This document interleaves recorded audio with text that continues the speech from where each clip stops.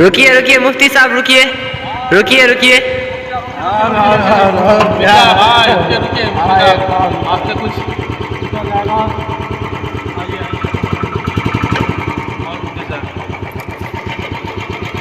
हाँ मुफ्ती साहब।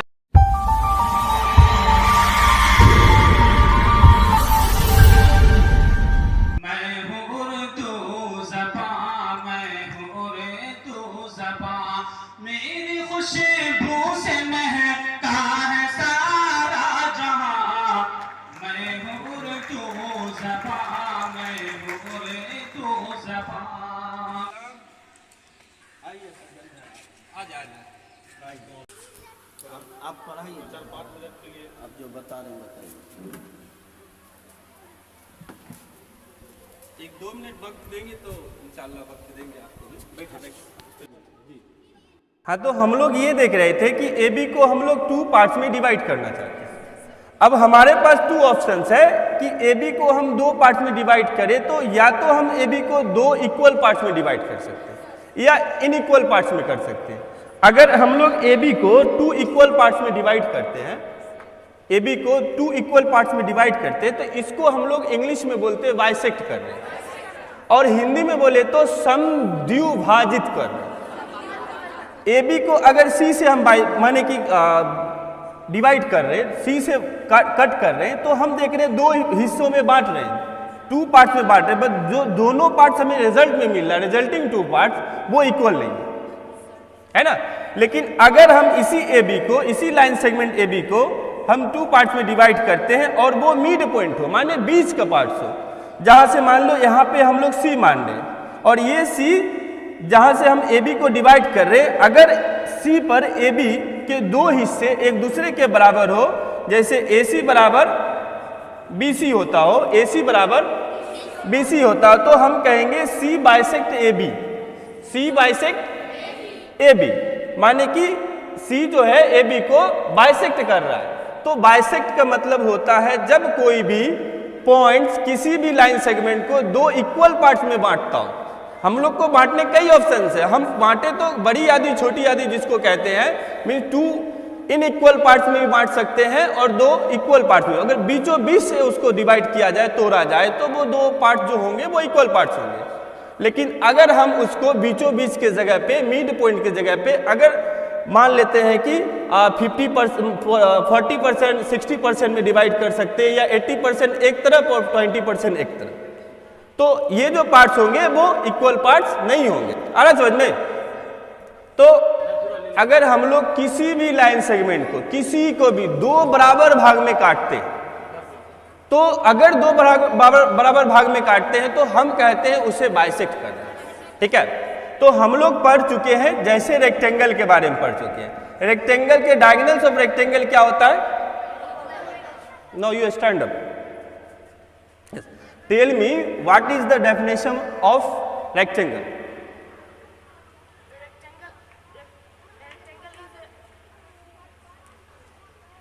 All the opposite sides of rectangle and the next information, each diagonal of a rectangle is equal and all the angles of a rectangle. Very good, helping and forward. Now next is Mr. Shadab, you stand up and tell me what rectangle is.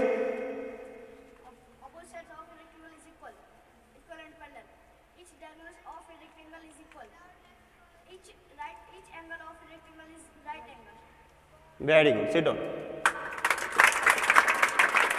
और कोई भी है जो rectangle के बारे में कुछ बताना चाहेंगे? You stand. What is rectangle?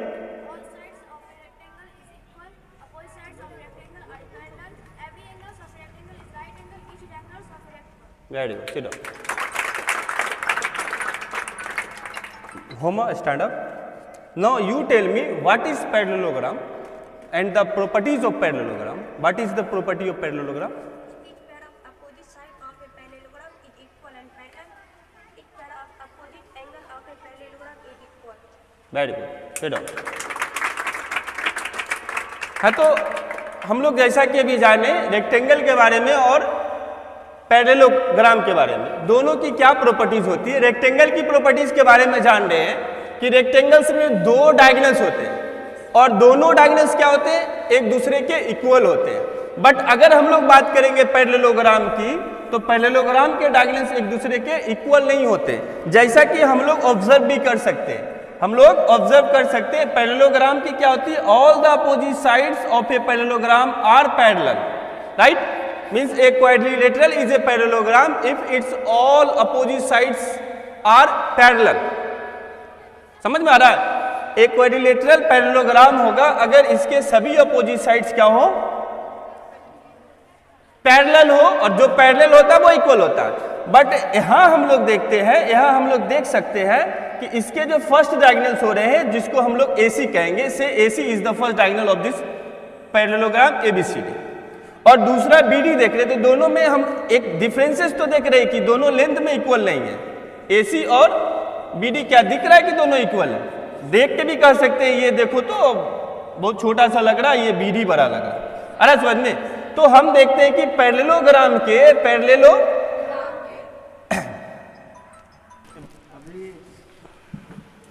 हम लोग जनाब मास्टर इमरान साहब के कोचिंग पे आए हैं। मरतबा चर्चा किए सज्जन भाई की, हमारा दिल करता है क्या कि इमरान सर के यहाँ नाम लिखा के हम भी पढ़ के एडमिशन करा लेते। इंग्लिश के लिए हाँ। तो हमने कहा जब काफ़ी आपके मुंह से तारीफ सुन रहे हैं, एक मरतबा अचानक चलिए एंट्री करते हैं, देखते हैं किस स्टाइल में पढ़ाते हैं। तो देख लिए।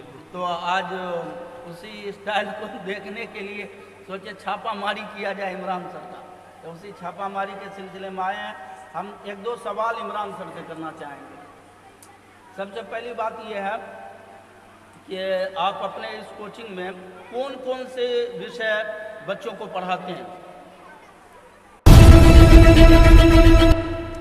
सबसे पहले मैं आप लोगों का शुक्रिया अदा करना चाहता हूँ कि आपने मुझे और हमारे बच्चे को, हमारे इंस्टीट्यूशन को इस लायक समझा कि आप अपने कीमती वक्त को हमारे बीच दिया। आलिम और मुफ्ती की पढ़ाई करते थे। मेरा पढ़ा हुआ हो गया 8 साल से हम बच्चों को अरबी, फारसी ये सब की शिक्षा अपने गाँव, अपने पंचायत के बच्चों में। ये अचानक इलेक्शन इसलिए आया कि इलेक्शन लड़ना, ये पढ़े लिखे लोग, जो आदमी खास करके सियासत को अच्छी तरह से जानता हो, समझता हो, अमानतदारी का पासो लिहाज रखता हो, ऐसे शख्स को ही इस मैदान में आना ही चाहिए। अगर ऐसे शख्स न आएंगे तो फिर देश, पंचायत, समाज सबके लिए बहुत बड़ी दुर्भाग्य की बात होगी। हम देश को आगे बढ़ाने के लिए, समाज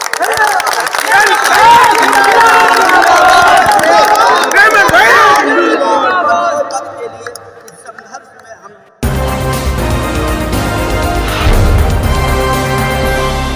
असल में यहाँ जो इंस्टीट्यूट खुला था वो पहले अंग्रेज़ी के लिए खुला था, स्पोकन इंग्लिश के लिए। लेकिन कह सकते हैं कि हमारे माशरे के सपोर्ट और आप जैसे बड़े भाई हो माशरे के, हमें हमेशा अच्छे रास्ते को दिखाने वाले अगर होते हो, तो ये सफ़र अंग्रेज़ी से शुरू होता है और आहिस्ता आहिस्ता, कहें तो ज़्यादा आहिस्ता आहिस्ता नहीं कह सकते, रैपिडली ये सफ़र सभी सब विषय पे, सभी सब्जेक्ट पे पहुंच जाता है। पहले कुछ महीनों तक मैंने अंग्रेज़ी स्पोकन इंग्लिश पढ़ाया, उसके बाद फिर कुछ एक पेरेंट्स के डिमांड आया कि नहीं सर आप इंग्लिश पढ़ा रहे हैं तो हमारे बच्चे को भी पढ़ाएं क्लास वाला। तो पहले कुछ पेरेंट्स आए जिसके बच्चे CBSE में, खास करके केंद्रीय विद्यालय HFC फर्टिलाइज़र के माने पेरेंट्स थे, वहाँ के बच्चों के लिए कुछ एक बच्चे आए थे, तो वहाँ के बच्चे को पढ़ाना शुरू किया मैंने। धीरे धीरे गांव वाला का सपोर्ट रहा और धीरे धीरे कह सकते हैं कि आप लोग की दुआ हमारे साथ थी, जिस वजह से धीरे धीरे पेरेंट्स सब आने लगे, बच्चे सब आने लगे और इस तरह से हम ज़्यादा से ज़्यादा इंगेज होते चले गए और आज कह सकते हैं कि हमारे पास लगभग में 150 स्टूडेंट के वॉल्यूम है।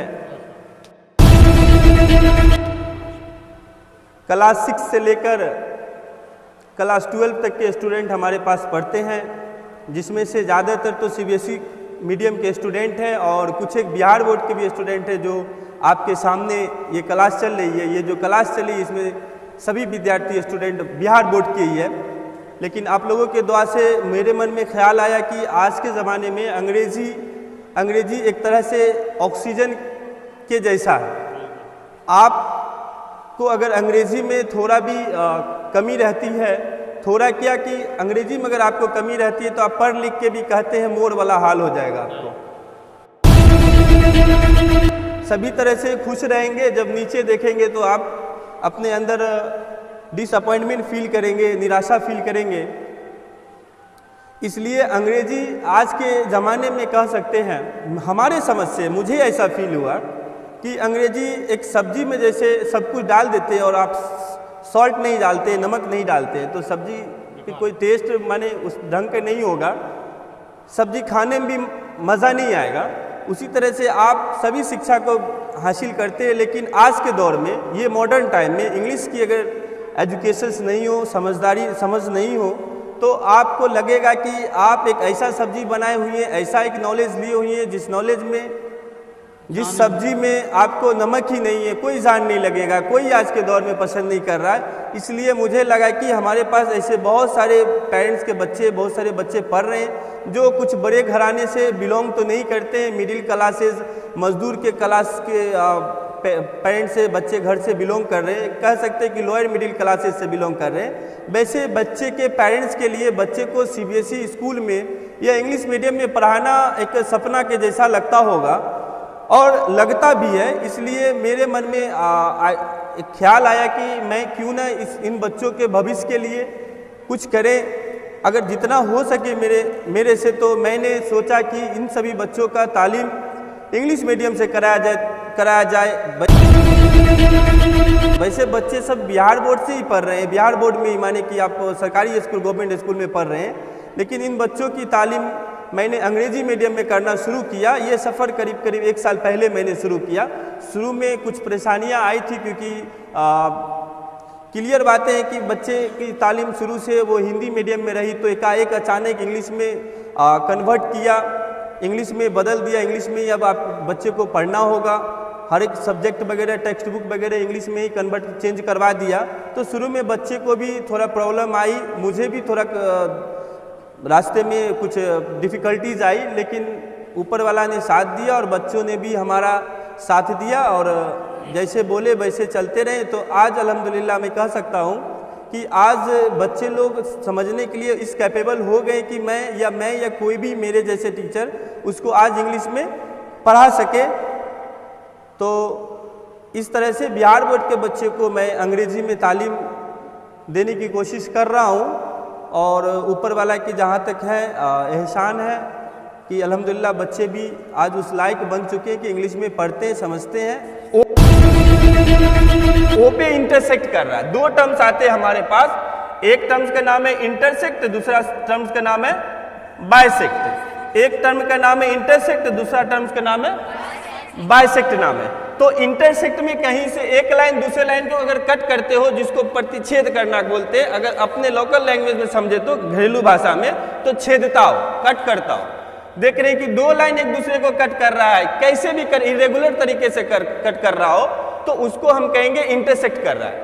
अगर वही लाइन 2 लाइन एक दूसरे को बीचों बीच काट रहा हो तो कहेंगे बाइसेक्ट कर रहा है। जैसा कि हम देख रहे हैं कि यहाँ पे मोटा मोटी देखेंगे तो AC और BD एक दूसरे को ऊपर क्या कर रहा है, छेद कर रहा है, माने इंटरसेक्ट कर रहा है।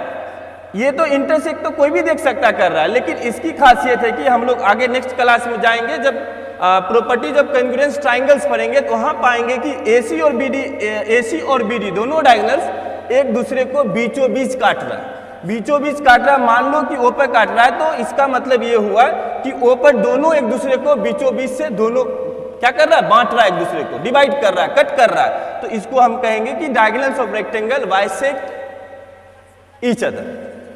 ठीक है, 8 के बच्चे बैठे हुए हैं। इसके बाद जो छोटे बच्चे होते हैं अंडर 10 अंडर 10 जो प्राइमरी स्कूल में पढ़ते हैं 1 to 5 में, उसके लिए भी बच्चे को इंग्लिश पे थोड़ा खास जोर दिया जाता है। वैसे साइंस भी पढ़ाई जाती है, SST सोशल साइंस भी पढ़ाई जाती है और मैथमेटिक्स भी पढ़ाई जाती है। जो मार्केट में या जो मॉडर्न टाइम में ज़रूरी है मॉडर्न शिक्षा के लिए वो भी पढ़ाई जाती है। और बाकी उर्दू के लिए तो आप लोग है ही हैं, इसमें अगर आप लोग नहीं रहते तो फिर सोचते कि उर्दू के लिए, लेकिन आप लोग है ही हैं तो उर्दू तो नहीं पढ़ाते हैं, लेकिन इसके अलावा जो भी सब्जेक्ट चलता है वो सारा सब्जेक्ट देखते हैं। सुबह से शाम तक इसी सब काम में बिजी रहते हैं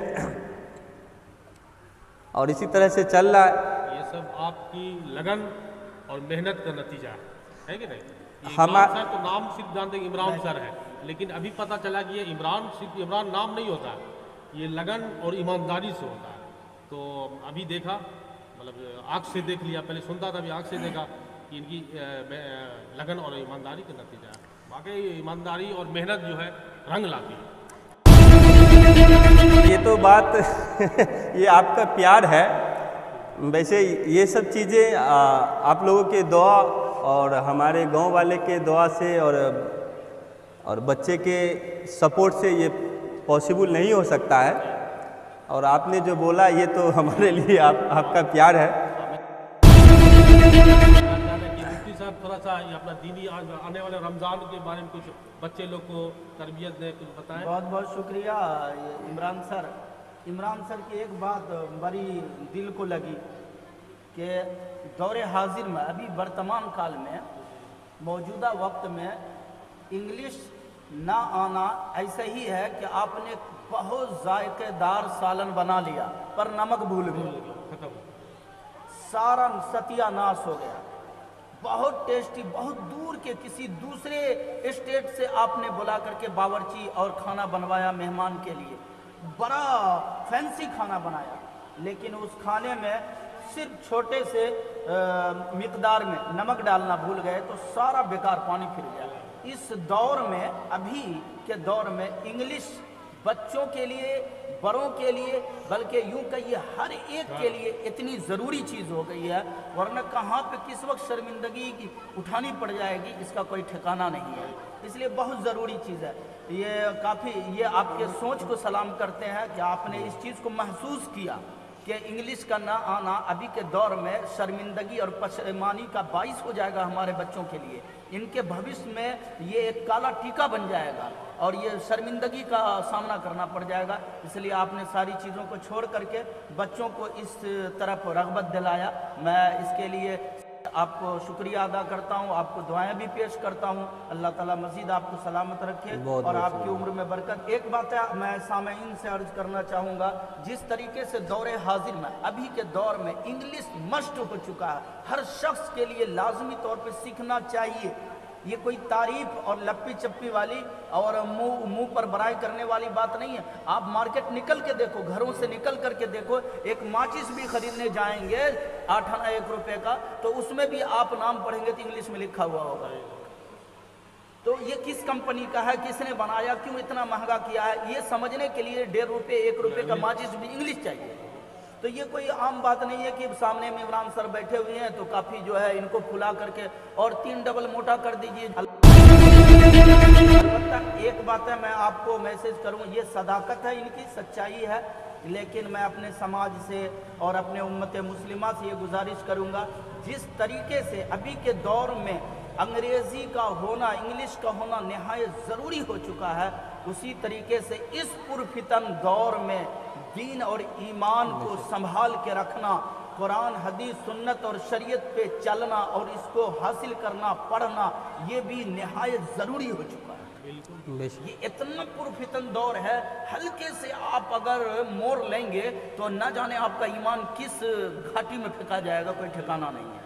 तो ये अभी हम जो खड़े हैं जिस दहाने पे, जिस मोड़ पे ये मौसम हमको ला करके खड़ा किया है, इस ज़माने में एक हाथ में इंग्लिश हो तो एक हाथ में सुन्नत रसूलुल्लाह हो, तब हमारी गाड़ी चलेगी बड़ी रफ्तार से। दोनों चीज़ें हो तो हम ईमान पे भी कायम रहेंगे। आज जब देखते हैं प्रोटेस्ट करती हैं हमारी बहन बेटियां पर्दों के लिए, हिजाब के लिए, इंग्लिश में मीडिया वाले को पसीना उतार देती हैं। अब देखिए प्रोटेस्ट कर रही है किस लिए? हम हिजाब लगाएंगे, हम पर्दा करेंगे, ये हमारा इस्लामिक कानून है और इस्लाम का हमारा, इस्लाम ने हमें कहा है, सबक दिया, हम इसको मानेंगे। लेकिन बहस करती है इंग्लिश में ताकि इन बदबख्तों को समझ में भी आए, वरना पूरा उर्दू दुनिया अरबी को में पता अगर चल जाएगा ना। बताए तो क्या समझ में आया? तो ये दोनों चीज़ें ज़रूरी है। हम अपने हक की भी मांग करेंगे, इंग्लिश में मांग करेंगे तो बहरे और अंधे लोगों के समझ में जल्दी बात आएगी, इसलिए ये बहुत ज़रूरी चीज़ है। मैं इमरान सर से एक बात और पूछने की कोशिश कर रहा हूँ कि आपकी क्लास कितने बजे सुबह से शुरू होती है और कितने बजे तक आप ये रनिंग में और गर्दिश में आपकी ये क्लास रहती है? सुबह हमारी क्लास लगभग में 6 बजे, कहने के लिए तो 6 बजे, लेकिन आसपास 10-20 मिनट आगे पीछे होती है। 6 बजे से शुरू होती है और वो क्लास 10 बजे सुबह तक चलती है और फिर 3 बजे से 3 PM से लेकर और रात के 8 बजे तक चलती रहती है क्लास। बड़ी हिम्मत की बात है, हौसले की बात है कि इतना लंबा टाइम एक बच्चों के बीच में सिर्फ ज्ञान और शिक्षा को बांटते रहना, तकसीम करते रहना, एक हिम्मत और जिगर गुर्दे की बात है। ऐसे माहौल को देख करके, इस बच्चों की फिजा को देख करके मैं 2-4 जुमला सज्जन भाई से सुनने की कोशिश करता हूँ। हम तो पहले ही बोल चुके हैं कि दिल तो यही करता बार बार कि हम इनके यहाँ पे एडमिशन करा लें, एडमिशन करा के हम ही पर हैं, लेकिन वो वक्त नहीं रहा। वो दिल तो यही चाह रहा, लेकिन ये तो नामुमकिन है। ऐसे ही बोल दिया, दिल का बात था तो हम, मेरा आदत है, मेरी आदत जो दिल में रहता वो जुमा पे आ जाता, जुमा पे भी कोई रख के फिर जुमा के बाद में फिर जुमा से बाहर भी फेंक देते हैं। तो इमरान सर की मतलब जो भी पढ़ाई हुआ, इनकी बातचीत, उनके अखलाक बंदी, हर चीज़ से मतलब 100% है ये, अल्हम्दुलिल्लाह। दीन और दुनिया दोनों में आप ही तो बताते रब्बना आतिना फिद दुनिया, तो रब्बना आतिना फिद दुनिया, दुनिया भी है, आखिर भी है। तो दुनिया और आखिरत दोनों जब तक साथ साथ रहेगा तब तो बंधन जो है मजबूत बनेगी। और इंग्लिश ही अगर पूरा रट लिया, जान लिया, तो ये भी हमको नहीं लगता है कि ये भी आपका नैया पार लगाएगी, नहीं लगाएगी। दोनों तो 100% है। जैसे दुनिया गुजारने के लिए एक मर्द और एक औरत की ज़रूरत होती है, तो मर्द खाली है तो क्या है, वो खाली मर्द जा रहा है, शादीशुदा है तो उसका एक वजन नहीं देखते बढ़ जाता है। तो वही है बात, आप फिर आप बोलिए कि जब रहता आप शादीशुदी वाला बात कर देते, तो ये मजबूरी है। तो और बच्चे लोग भी बहुत टैलेंट नज़र आया, देखा, बहुत अच्छा लगा। इंग्लिश में आप बता रहे कि ये बिहार बोर्ड के बच्चे हैं और इंग्लिश में इतना फटाफट चिड़िया बोल रहा ना, चिड़िया का चो पूरा बता दिया। तो इमरान सर की मेहनत और लगन की देन है। तो अब हम चाहते हैं कि आप दीनी रमज़ान आ रहा है, तो रमज़ान के बारे में कुछ बताइए। आए क्या रमज़ान के बारे में कुछ है तो हम बताएंगे। लीजिए। बस हम यही चाहेंगे कि रमज़ान का मौका है, हर मज़हब में, मसलक में रोज़ा रखने का अलग अलग स्टाइल से हुक्म है मगर सब में या अय्युहल्लज़ीना आमनू कुतिबा अलैकुमुस्सियाम कमा कुतिबा अलल्लज़ीना मिन क़ब्लिकुम। हम लोगों से पहले, मुसलमानों से पहले भी लोग रोज़ा रखा करते थे। तो रोज़ा जो है ना, ये इंग्लिश में क्या बोलेंगे इसको, फास्टिंग। तो ये हर मज़हब में है, अपने अपने स्टाइल से है। तो हमारे में ये एक रमज़ान का महीना आ रहा है, हम लोग इंशाअल्लाह दिल से, जान से, बड़े दिल की गहराई से इसका सम्मान करेंगे, इज़्ज़त करेंगे और इसकी पूरी कोशिश करेंगे अमल करने के रमज़ान पे।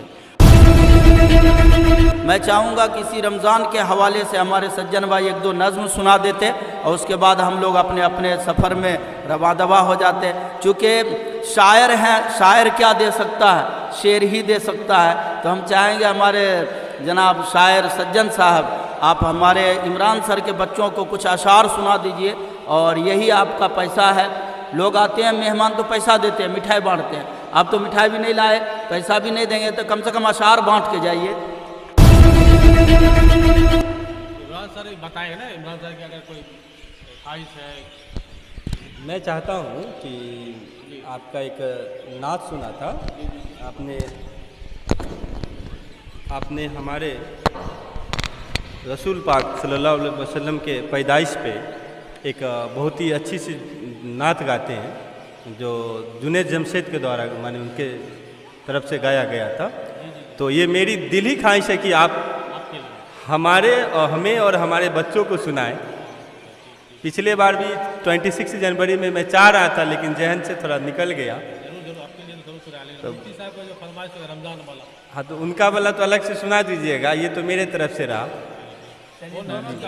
या ऐसे जुनैद जमशेद का जो है कि ये है मेरा दिल बदल दे, वो भी है। हाँ हाँ, और नहीं तो ये मैं तो उम्मती हूँ, मैं तो उम्मती हूँ।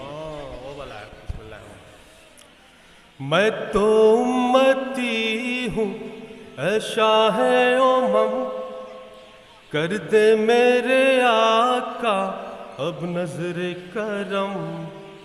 मैं तो बेसहारा हूँ दामन भी है खाली, नबियों के नबी तेरी शान है निराली।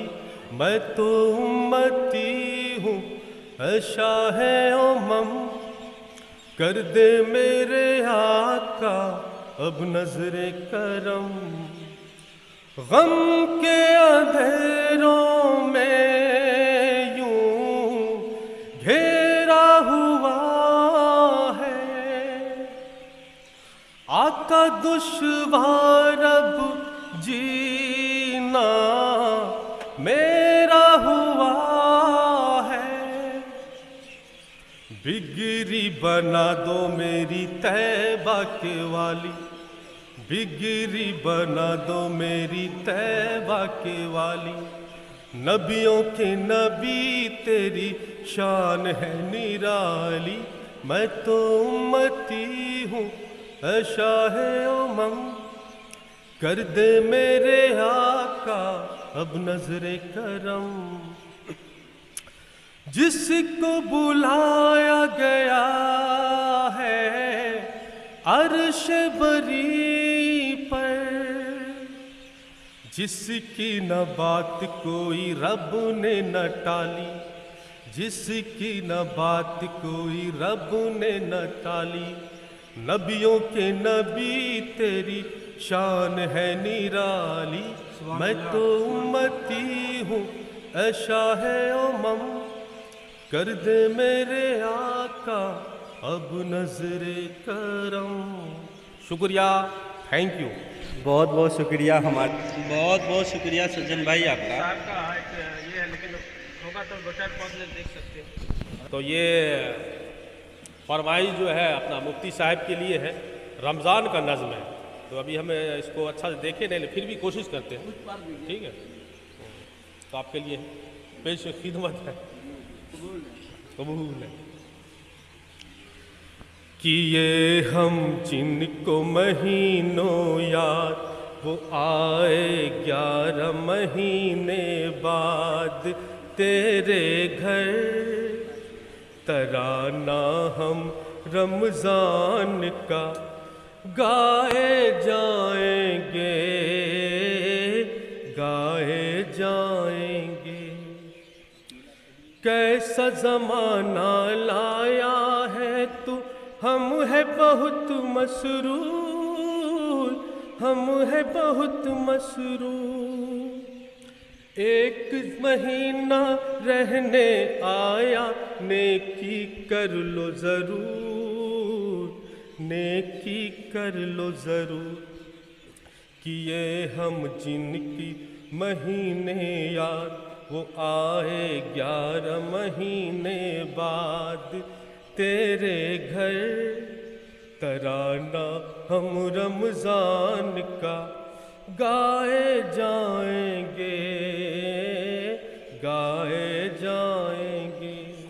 कि कर लो खूब इबादत आज, के वक्त है आज तुम्हारे पास साए मो। तराना हम रमज़ान का गाए जाएंगे, गाए जाएंगे।